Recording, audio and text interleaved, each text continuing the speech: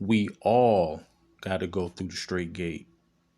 All praises, honor, and glory to Yahweh, Bahashem, Yahweh Shai, Bahashem, Rakah, Quadash. Double honors to the apostles and elders of Great Millstone. Shalom, salutations to the hopeful elect that's fighting a good fight of faith and truth and sincerity and wholeheartedly. Shalom to the Akwab, which is the women believers. Shalom unto you. So it said, nevertheless, the righteous shall suffer straight things and hope for why. And when you go up in this chapter, this whole chapter is dynamite. Actually, it's my favorite chapter in the whole book. In the whole book, this is my favorite chapter. So, but this whole chapter is dynamite. And the wide is talking about the kingdom. All right. So it said, nevertheless, the righteous shall suffer straight things and hope for the wide. For they that have done wickedly have suffered the straight things. See, we all got to go through the straight things. Do you understand what's about to come upon the world? Famine, death, destruction. Don't matter if you're rich. Don't matter if you got some status. Don't matter if you're poor. We all got to go through it. But our hope is for the wide. And shall not see the wide. So if you're an Israelite, you're not going to make it on the first go around. You're going to have to get put to death by pain. It ain't going to be a quick one. I actually came across a couple people in life that said some shit that scared me. I said, wow, man. The water Yahweh Bashim Yahweh Shah for not giving me a mindset like that. I literally had a dude come up to me talking about, I mean, if I'm an Israelite, I'm going to be good. And which is true. You are going to be good. But just for the Lord to put you to death, and then you have to be born into the kingdom and have the shame face. Because remember, even though you're not going to have a shame face, for the whole time that you're in the kingdom. But the Lord said, matter of fact, just to back it up.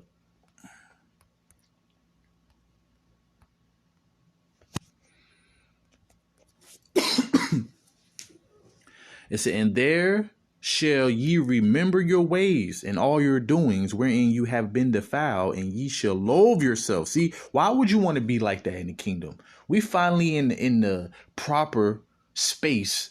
As the scripture says in Micah 2:10, this is not our rest.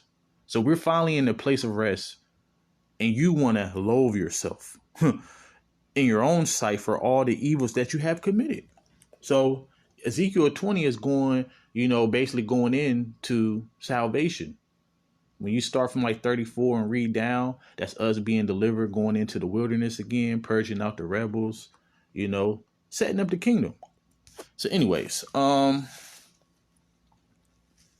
thing. So it said, and he said unto me, there is no judge above the Most High, and none that have understanding above the highest. For there be many that perish in this life. Why do you want to be a part of that? And I understand why the Lord say the foolishness of preaching to save them that believe, right? Because it is a foolish thing to preach, because the Lord already ordained who is going to get it and who is not going to get it. But Ezekiel 3:17, you say, go out there, tell the children of Israel and warn them from me, and tell them whether they want to hear or forbear, right? But when you're on the highways and byways, man, most people ain't listening to you. They scoffing, but the Lord, he's all about obedience. He's all about obedience. He knows when you go out there and preach that it's going to be way more people who unbelieve and scoff than people who actually going to take heed to the word. But by you going out there making your body a living sacrifice, as it say in Romans 12:2. All right. No, 12:1. So when you go out there and make your body a living sacrifice, which is your reasonable service, that's what the Lord delight in. But it's a foolishness. The reason it's foolish is because the people view it as foolish. It's not foolish to the Lord, but it's foolish in the eyes of the world. Anyways, back to the point. For there be many that perish in this life, because they despise the law of the Most High that is set before them. That's why I said the statement that I just said. Because most people despise the Lord word. They don't care about it. They cast it behind his back. It becomes a burdensome stone unto them to change their ways. But we still got to go out here and teach. And that's why the scripture said that, the world is going to be without excuse. Romans 1 goes into that. And it says, for the Most High have given straight commandment to such as came, what they should do to live, even as they came, and what they should observe to avoid punishment. So the Lord gave us the law. We didn't follow it. That's why we fell as a nation. Then the Lord had mercy upon his elect, which I hope to be. And that's why you see men of the Lord out here preaching the truth and making a body a living sacrifice, keeping the commandments to the best of their ability and hoping in the Lord, because we are prisoners of hope. So it said, nevertheless, they were not obedient unto him, but spake against him and imagined vain things. And boy, I know a lot of people with this mindset. Most people that I speak to on the highways and byways, before the camera get booted up and while I'm on the camera, I get some characters out there. Anyways, it said, and deceive themselves by their wicked deeds, because guess what? When you're doing wickedness, it feels good to the flesh, and your flesh and your heart, that's a bad combination. That's why the scripture said that your heart is deceitful above all things and desperately wicked. So when you doing things that cater to your flesh and it feels good, you think that you are in the right mind and you don't give a damn about nothing because you feel good. So if it's drugs, women, eating whatever you want to do, celebrating whatever you want to do, as long as it's fun, you do it. And that's deceiving. And deceive themselves by their wicked deeds, and said of the Most High that he is not, and knew not his ways. But his law have they despised, and denied his covenants and his statutes. They have not been faithful and have not performed his work. So this is the reason why calamities is coming to the earth. Not the only reason, but a very big part of the reasons. And this scriptures is talking about 2/3. And they even talk about the other nations. We all see, once you know the truth, you already know the nations, they gonna get it. This book is for the elect first and for all of Israel. So when the Lord is when Esdras is pleading for his people, not everybody. So these scriptures is going to the 2/3 that's going to happen to him in this time, because the Lord is telling him about the future. So starting with the first scripture again, we all going to suffer straight things, man. No matter what. That's, man, when you really sit and think about that, because, before you came into the truth and while you was in the truth, sometimes you get down because, number one, you want the Lord to come back yesterday. Then while you're going through, the adversity that the Lord bring upon you, which is the chastising, and you see the wicked prospering. I'm talking about the wicked of our people. They get the girls, they get the money, they get to do what they want. They get the fame. So you're looking at them like, damn, man. And I'm just broke, living paycheck to paycheck, hoping in the Lord, which is the beautiful thing, because the Lord going to give us what we ain't even expect. Scripture said that have no eye seen, have no ear heard, even enter into the hearts of men of what he have in store for them who love him. So I'm going to take that deal.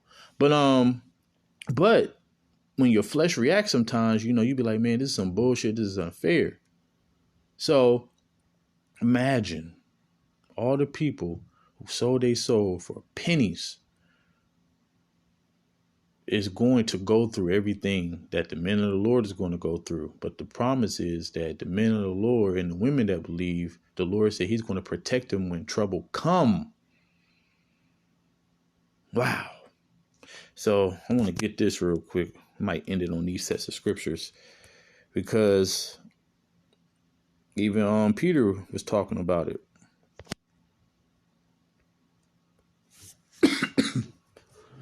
It say, if you be reproached for the name of a Mashiach, happy are ye, for the spirit of glory in the Most High resteth upon you. On their part, he is evil spoken of, but on your part, he is glorified. But let none of you suffer as a murderer, as a thief, or as an evildoer, or as a busybody in other man's matter. And that's 2/3 of our people, man. They into everything. And they Proverbs 17 and 15, he that justify the wicked, and condemn the just, they both are abomination. The ones that, because you got people like with the rainbow, I call it the rainbow gang. You got men who so-called straight campaigning for the rainbow gang, man. Talk about, hey, man, let them be, man. Leave them alone, man. Love is love. What? So our people, they got to be destroyed, man. They got to come back, all right, as a newborn baby. So it said, but let none of you suffer as a murderer or as a thief or as an evildoer, as a busybody in other men's matters. Yet, if any man suffer as a Christian, let him not be ashamed, but let him glorify the Most High on this behalf. So we all got to go through it, man. Hope that's not my son crying, waking up. Hold on. Okay, good. Let me hurry up and end this. But yeah, so the point, man, we all got to go through the straight things. No matter who you are. Don't matter if you Mayweather, who almost a billionaire. No matter if you LeBron James, that actually is a billionaire. When that time comes, there's nothing you can do. So I'm going to end it on this scripture. Damn it.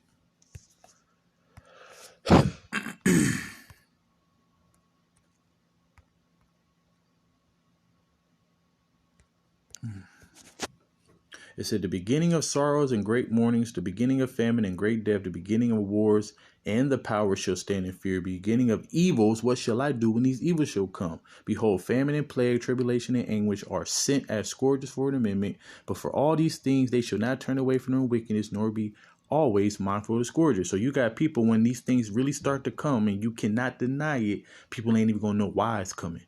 But these are sent for scourges as an amendment. A lot of people got to be corrected. A lot of people got to die. A lot of people think it's a game. But this is what we are approaching. So it don't matter if you're rich or poor, no status, high status. We all got to suffer the straight things, man. So, hey, the prophet's still out here prophesying. Grace is still open. Seek you the Lord while he may be found. Shalom. Hopefully this video was edifying.